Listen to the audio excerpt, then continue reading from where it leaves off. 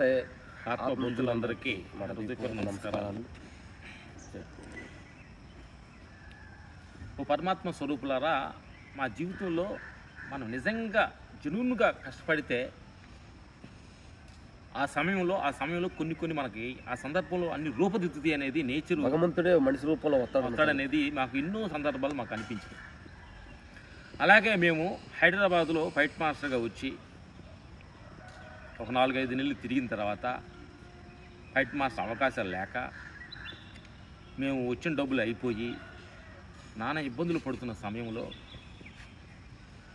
అక్కడ తిరిగి వెళ్ళిపోదామా మళ్ళీ చెన్నై అనుకున్నప్పుడు గబక్కన ఒక మనిషి మాకు ఎదురొచ్చాడు.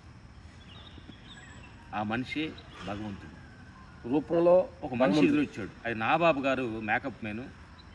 ఆయన ఎదురొచ్చి చెప్పారు, అన్నాక మేము ఏంటి ఎలా ఉంటారు తమ్ముళ్ళు అని అన్నాడు. ఏం లేదన్నా మాకు వచ్చాము, డబ్బులు కానీ అయిపోయినాయి, ఇంక మేము వర్కౌట్ అయితే మేము చెన్నై వెళ్ళిపోదాం అనుకుంటున్నాము అని సందర్భం చెప్పినప్పుడు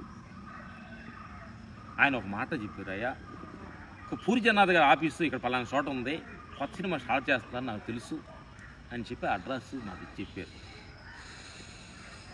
ఆ దేవుళ్ళలాగా ఆ మనిషి చెప్పిన మాట ప్రకారం మేము పూరి జగన్నాథ్ ఆఫీస్కి మేము వెళ్ళాము. అప్పుడు ఇట్లు శ్రావణ సుబ్రహ్మణ్యం షూటింగు స్టార్ట్ అవ్వబోతుంది.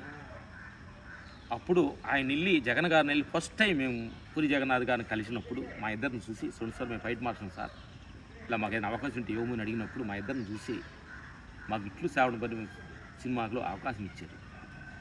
ఆ అవకాశమే ఈరోజు ఫైట్ మాస్టర్గా ఒక 300 సినిమాలు 25 సంవత్సరాలు మా జీవితం కొనసాగుతుందంటే ఆ మనిషి పెట్టిన పునాది. ఆ మనిషి కూడా మనం నిజంగా జనునుగా మనం ఉంటే భగవంతుడే ఒక మనిషి రూపంలో వచ్చి మనకు మార్గం చూపుతాడనే సత్యాన్ని ఈ సందర్భంగా చెప్పడం జరుగుతుంది. అలాగే మా జీవితంలో ఎంతోమంది మా జీవితంలో భగవంతుడి రూపాల్లో వచ్చి మా జీవితాన్ని దారి చూపించిన మహానుభావులకి ఈ సందర్భంగా థ్యాంక్ యూ. నమస్తే ఆత్మమిత్రులందరికీ ఇంకొక ఎక్స్పీరియన్స్. ఒక 40 సంవత్సరాలకి ముందు మీ సినిమా ఇండస్ట్రీలోకి వెళ్ళాలి అని చెప్పి మా రాజు మాస్టర్ గురుగారి దగ్గరికి తిరుగుతున్నాం, మమ్మల్ని తీసుకెళ్ళామని సినిమా ఇండస్ట్రీకి. ఆయనతోటి ఒక 2-3 నెలలు పరిచయం అయిపోయింది. అప్పుడు మా రాజు మాస్టర్ గారు అబ్బాయి సడన్గా ఒక గొర్రెపిల్ల కావాలని అడిగాడు. అప్పుడు మా ఊర్లోని గొర్రెలన్నీ ఉండేవి. అప్పుడు ఆ గొర్రెపిల్లని కొనుక్కొని మా రాజు మాస్టర్కి ఇవ్వాలని మా ఊరు నుంచి 10 కిలోమీటర్ల దూరం ఉంటుంది. ఆ పొలాలు ఎక్కించుకొని తీసుకెళ్తున్నాం. ఆ తీసుకెళ్తున్నప్పుడు ఆ గొర్రె పిల్లని ఇలా ఎత్తుకుంటే చేతుల్లో ఉంటుందా, పైన ఎత్తుకుంటే అది దూకుతుంది. అంటే దాన్ని నడిపించాలని తీసుకెళ్తాడు రావట్లా. దాంతో గురువారి గారు మాట ఇచ్చాను తీసుకొస్తామని. దీన్ని ఎలా తీసుకెళ్ళాలి భగవంతుడా అని చెప్పి ఒక 1 అవర్ దాంతో ఎత్తుకోలేక దాన్ని తీసుకెళ్ళలేక నానా బాధపడుతూ ఉండి భగవంతుడా అని హృదయపూర్వకంగా దాంతో కష్టపడుతూ ఉంటుంటే ఆ ఖాళీ మేము బాధపడుతున్న సమయంలో మా బాట పక్కగా ఒక ఖాళీ వృక్ష అవుతుంది.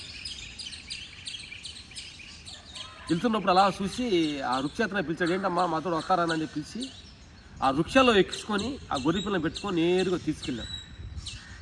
అప్పుడు అద్భుతమైన అనుభవం ఏంటంటే మిత్రులారా, మనస్ఫూర్తిగా మన కష్టాన్ని భగవంతుడు పైనుంచి మనకంటే పెద్ద కళ్ళుతోటి సూత్రాల సంగతి ఆ రోజు మాకు అర్థమైంది. మేము పడే కష్టం మొత్తం చూసి ఒక వృక్షాన్నే క్రియేట్ చేశాడు, ఖాళీ వృక్ష. ఆ వృక్షలు వేసుకొని నేరుగా తీసుకెళ్ళి ఆ గొర్రెపిల్లని మా గురుగారికి అప్పగించాం. అట్లాగే మనస్ఫూర్తిగా నువ్వు కష్టపడుతున్నప్పుడు భగవంతుడు మనిషి రూపంలోనే ఒకటి సృష్టిస్తాడు అనేది మాకు తెలిసిన ఒక అద్భుతమైన అనుభవం అనేది ఈరోజు చెప్తున్నాను. Thank you.